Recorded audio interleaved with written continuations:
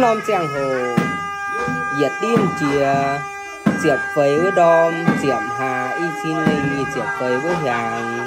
giờ trên tài thiên suy tỷ mình tiếp xin cha ô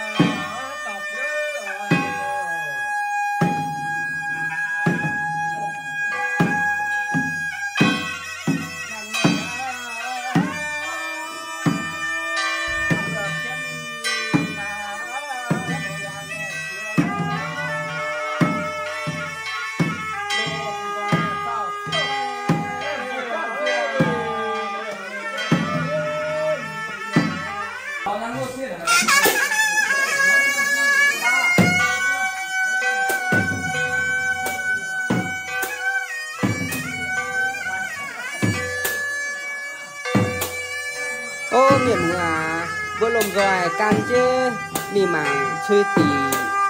请suy biểu giờ chuyên giúp xin cha ô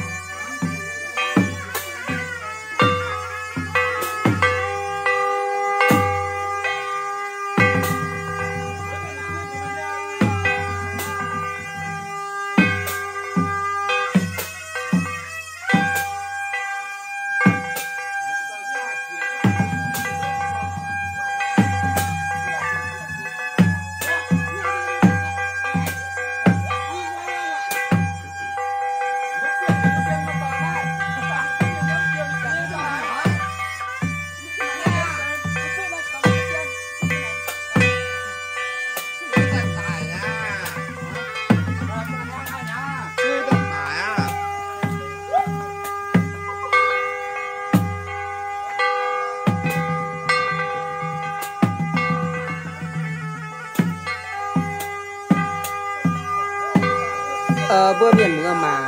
ít sản nan chi in đồng tài đảng tàu nai xin chào tí ô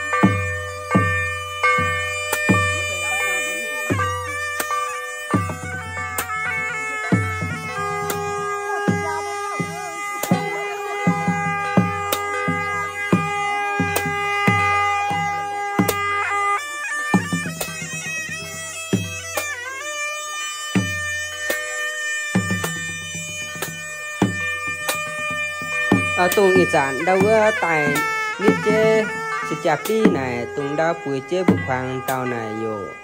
mùng miền tia ô can chế cả hai tài tới này ý khái bao liền xin chào khe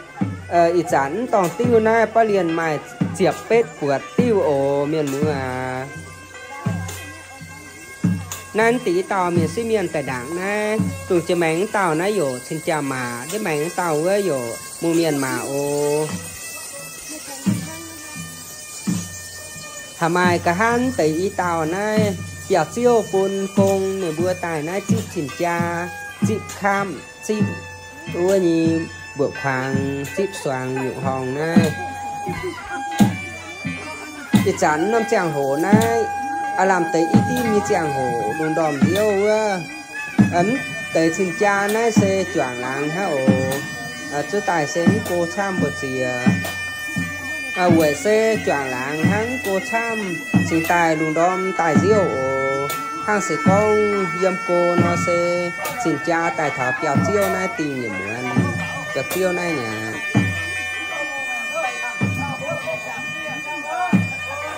hít nom chàng hổ này suy tỉ cho chế giờ chuyên chỉ suy đèo là hài là đưa xuất tài trị xin cha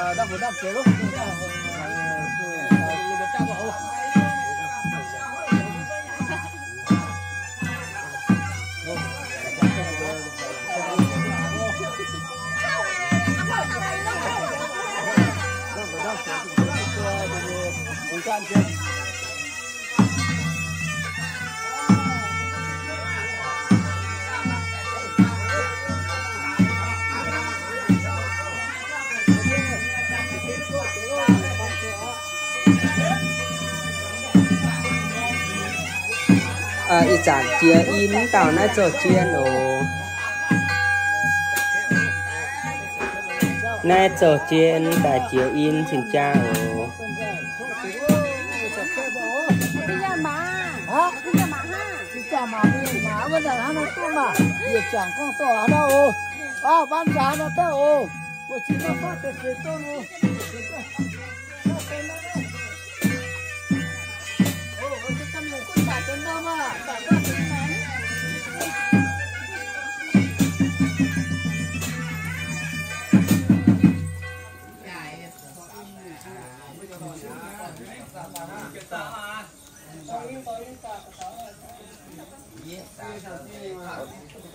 ồ nó chỉnh suy túng tàu chỉnh suy cho từ chỉnh xuất tại nó chỉnh cha túng nó ồ chỉnh suy ở căn trên xuất tại chỉnh cha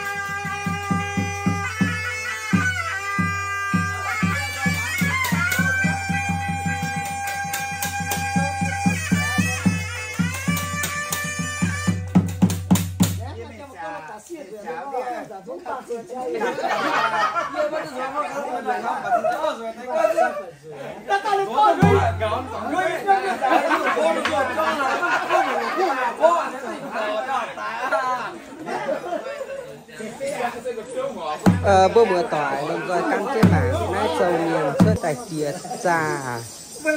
đảng ưa chia in liu thảo chia cha xin mũi xe chia tiêu qua hồ lẽ nó tiêu ta bạc xem nè mà hôm như ta như trên nó lại là trên nó thì chả phi yang cho phim cô ta như là trên nó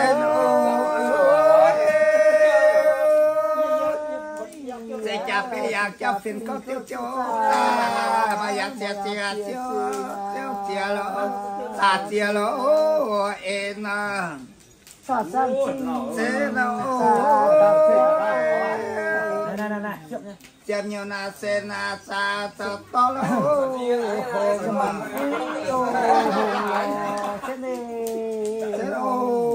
sen na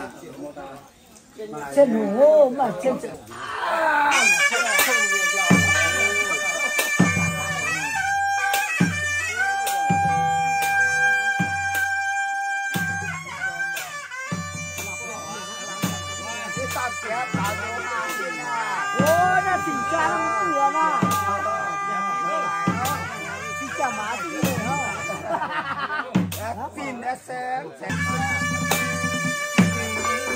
ít chán nè chú chế miền lín tao nè xin chào phi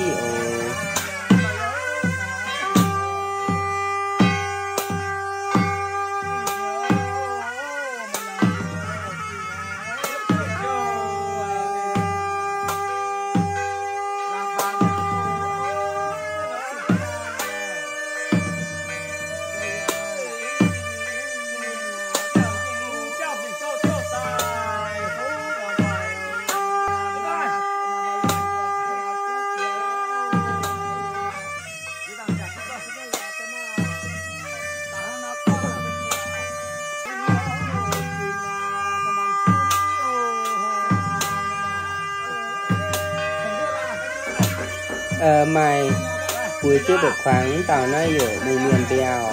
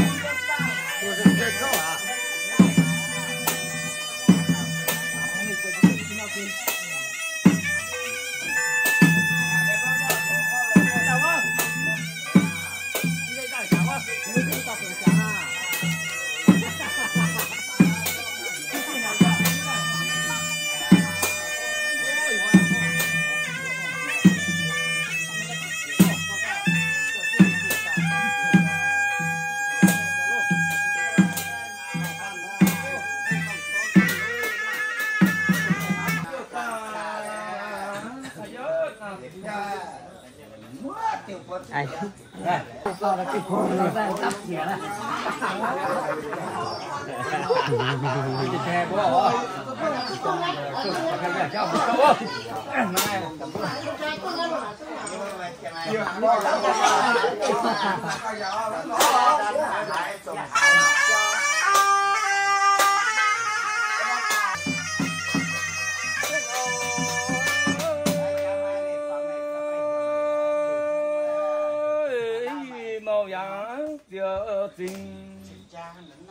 chiều chiều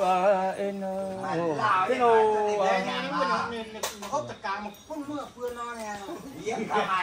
Thế nó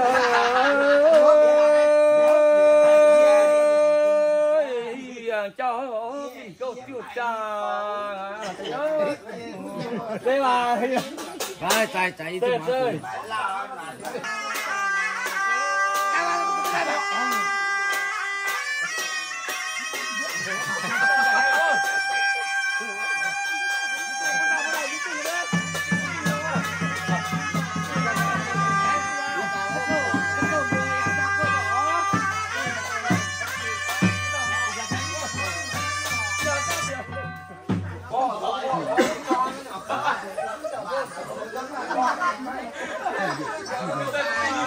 Ủa mà chị có nhiều cây mà mã bạc nhé.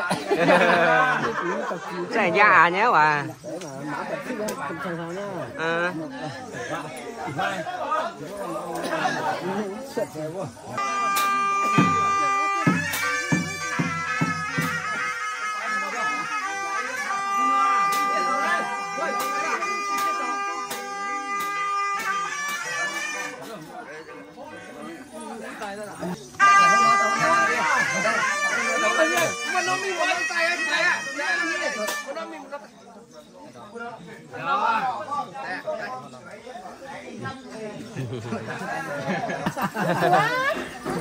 Ít dẫn tàu nàyอยู่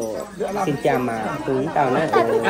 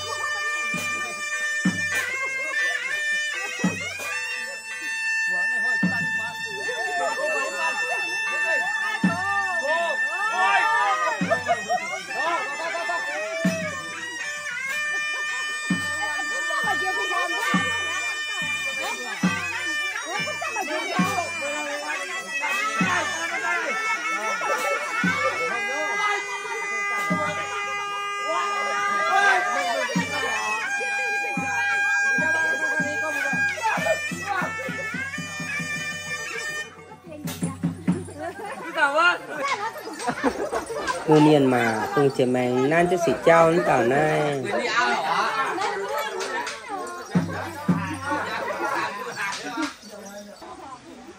nè nè bữa đó xịm này xịm này xịm sĩ cha xịm sĩ cha xịm khám xịm xoàng bậc khoang cham hả nhé cham nhũng nhé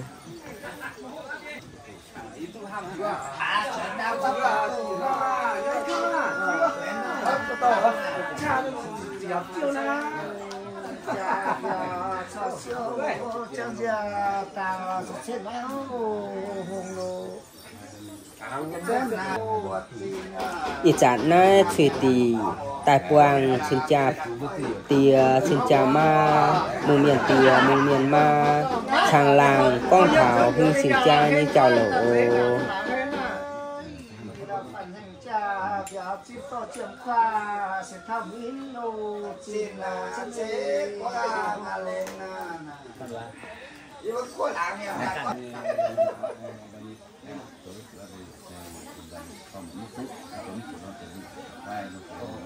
Kan sasau dan jangan tangsa kau pergi bermangun, tak pernah jembat dan tahu. Đây cho biểu có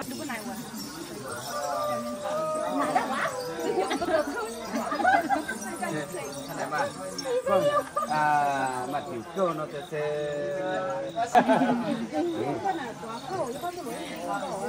chuyện nha chuyện nha你不能过半天嘛？你过好多天。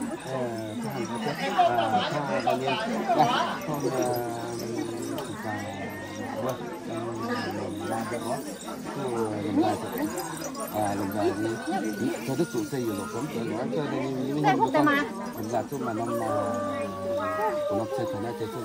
có thể lấy không ủa làm thế nào để qua phim khởi ít tàu nào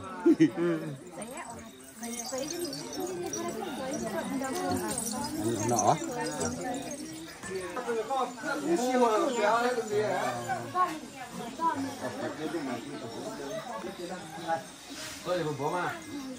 nôm chàng hổ này sẽ xin cha sâu yếm chun như tài truy tì chân pí huynh xin cha bữa mưa tỏi lồng roi mà cái bữa nay tập cung huynh xin cha tỏi bữa nhi mưa tỏi tập cung trắng tỏi ồ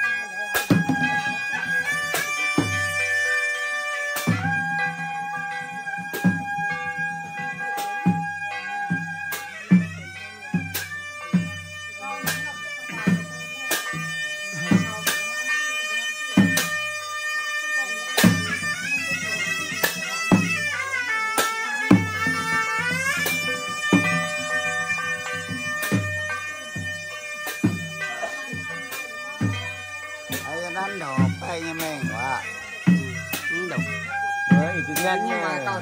trái là mái trái mái người ta chụp mà có làm phiền hang rồi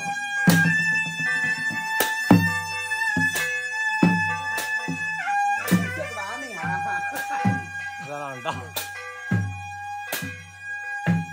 sao lại anh cô cơ bây giờ mày chưa tới suốt mà hang nếu ấy đang chưa suốt rồi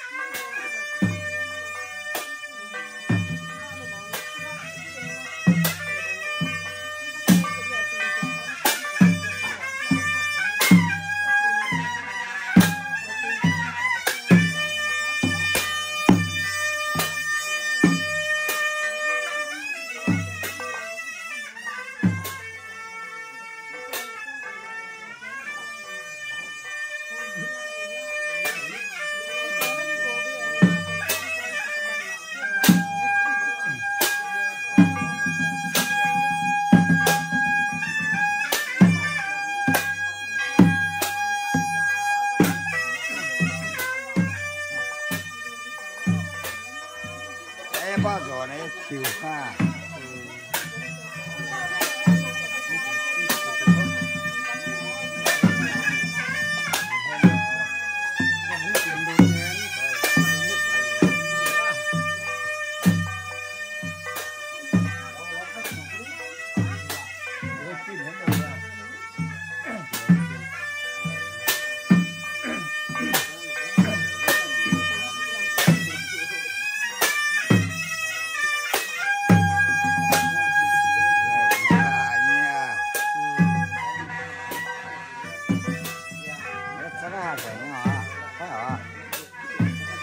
Baik kaki-kaki lang.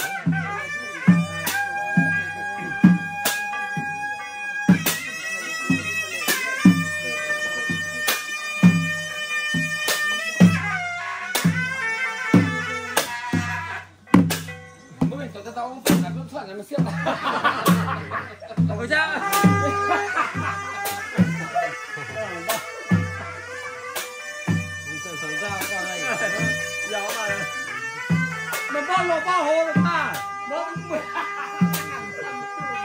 làm gì rồi không có lò nó quy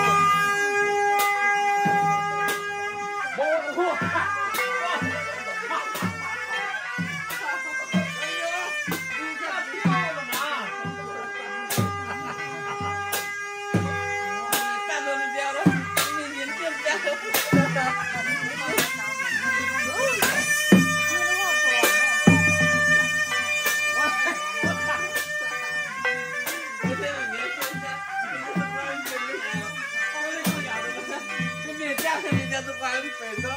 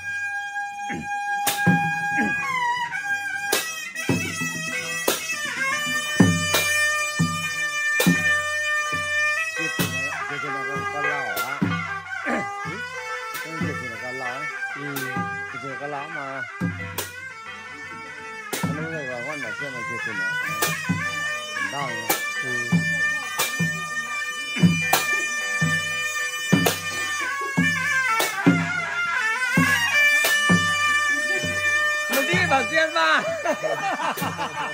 Bảo Duyên mới mình đi mà đi coi Sẵn này Sẵn này Sẵn này coi chả gió Sẵn làng ấy Con chả gió Tao này nhỉ Tao này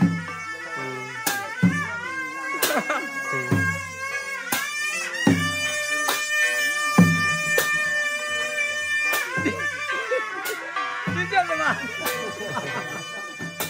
đi chặt đi ra qua luôn.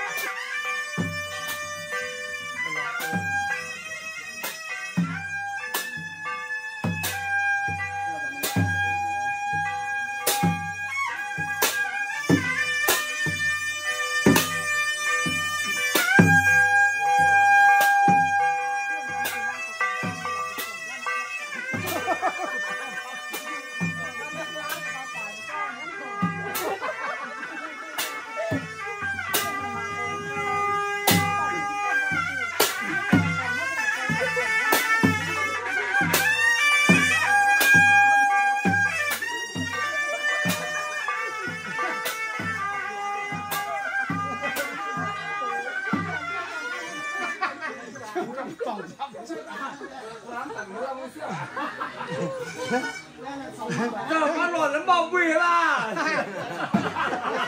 tầng là con lột đến cả một tay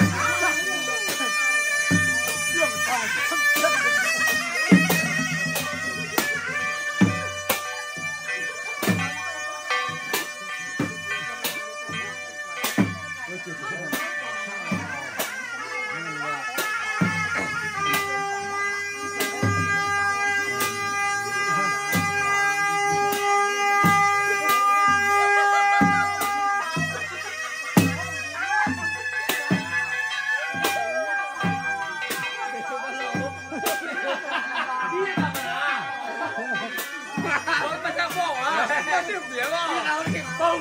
蹦的吧。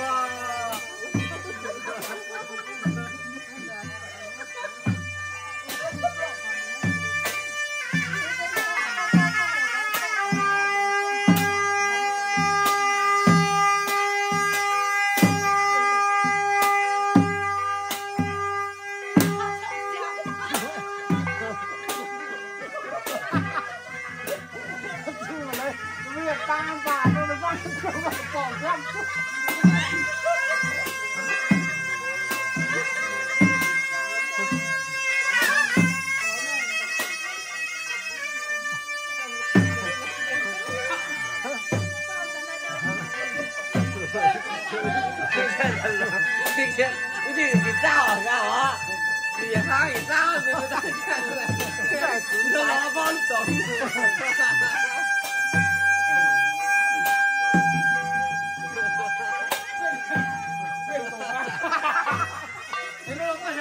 就是我呆。这样干啥呢？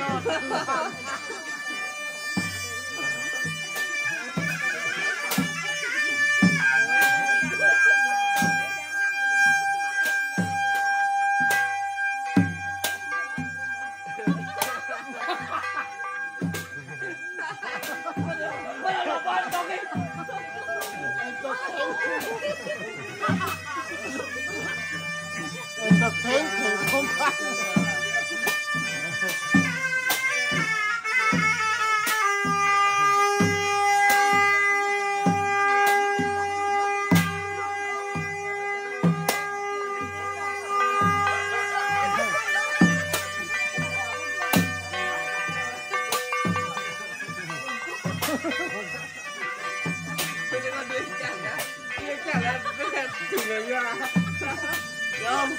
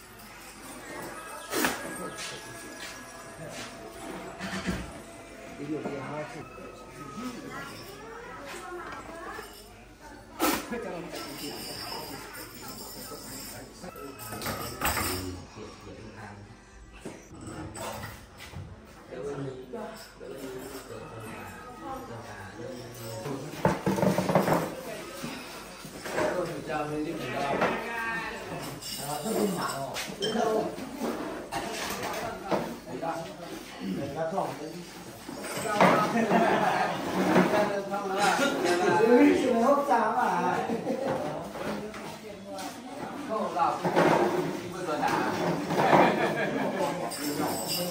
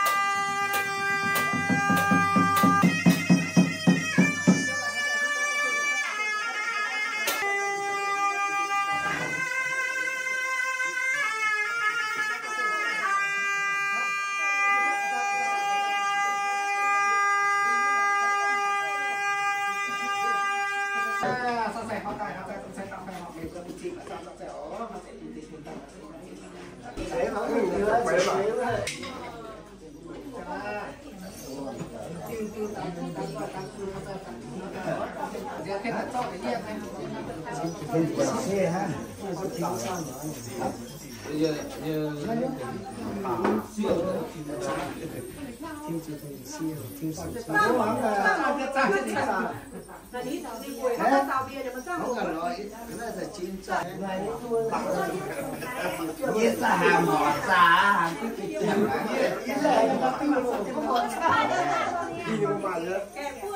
đi qua mài nhé.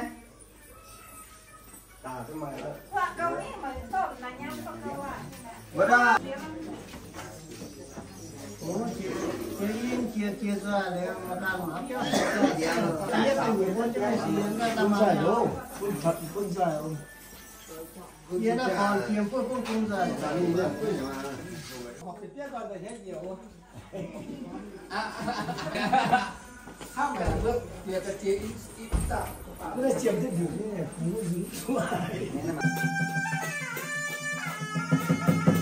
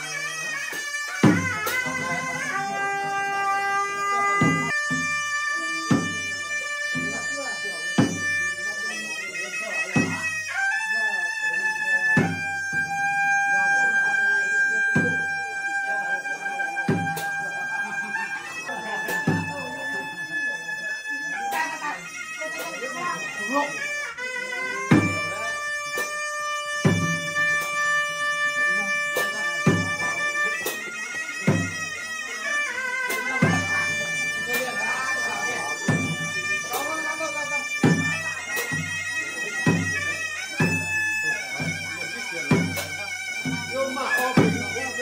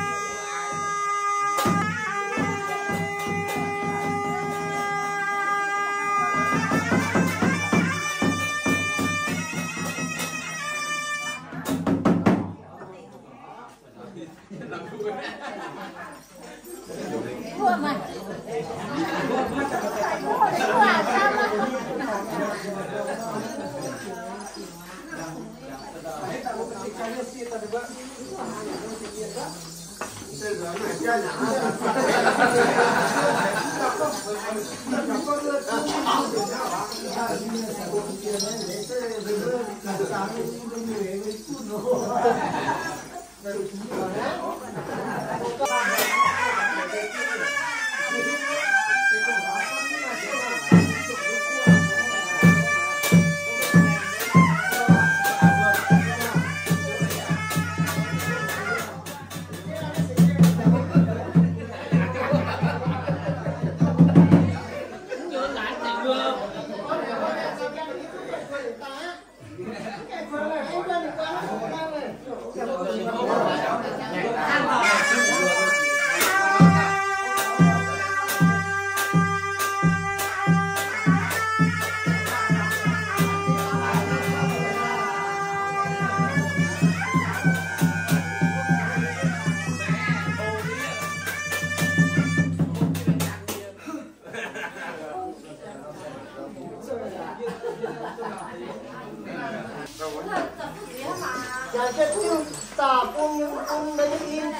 con trai chủ con trai nó hô hát Pung ko tapung ka mo na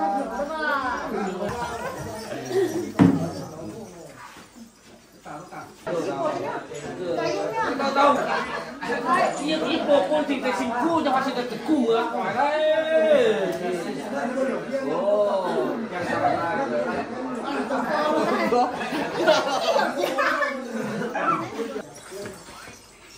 cho đúng không có tiêu nhà trong ai xin mà chỉ thấy nhiều chẳng những có nhiều cả Không phải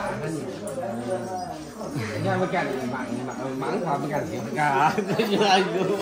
phóng rồi đó tiêu nhà trong ai xin biết đạo càng con lùng giang đi được trong cái hồ mà vô mà tin đây cái như thế không đi